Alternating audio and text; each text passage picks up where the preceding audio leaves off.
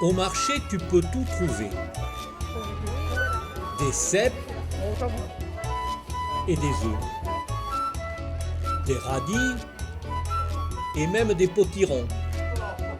Des volailles plumées, un homme sandwich, des volailles avec des plumes et des mini-citrouilles. Et tu peux avoir un rendez-vous aussi.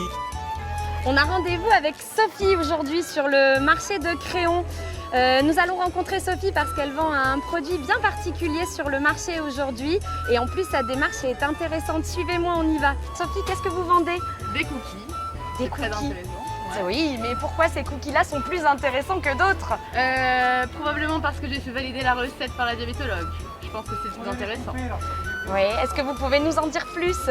Alors, en fait, de base, j'ai créé ça pour financer mes études en naturopathie. Parce qu'à la base, l'année dernière, je suis tombée malade. En 2 semaines, je marchais plus. Et à partir de ce moment-là, j'ai décidé vraiment de me lancer dans les plantes. Et je cherchais un moyen de financer mes études, mais qui me reviennent vraiment à moi.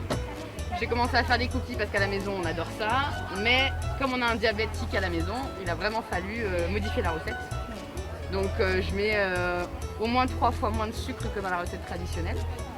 Après pareil, tout ce qui va être matière première, soit la farine, les œufs, les noisettes, c'est les noisettes du jardin. Donc j'ai vraiment voulu que chaque ingrédient corresponde un peu à ma philosophie qui est vraiment d'améliorer son bien-être, ce qui est en lien avec la naturopathie. Mais surtout aussi de savoir qu'il faut se faire plaisir, quoi. Est-ce que vous accepteriez de nous donner quelques informations sur la façon dont vous confectionnez ces cookies?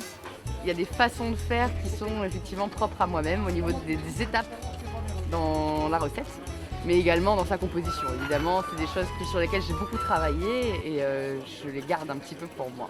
Et voilà, il faut chercher, il faut faire ses recettes soi-même et voir si ça se rapproche du goût. Après, il n'y a pas que la recette, puisqu'il y a aussi toutes les étapes de fabrication qui sont bien spécifiques. Je me suis rendu compte que la façon dont j'allais mélanger le beurre et le sucre n'avait rien à voir si je faisais du beurre fondu ou du beurre juste mou, par exemple. Donc voilà, c'est plein de petites étapes et secrets de fabrication que je garde assez pour moi.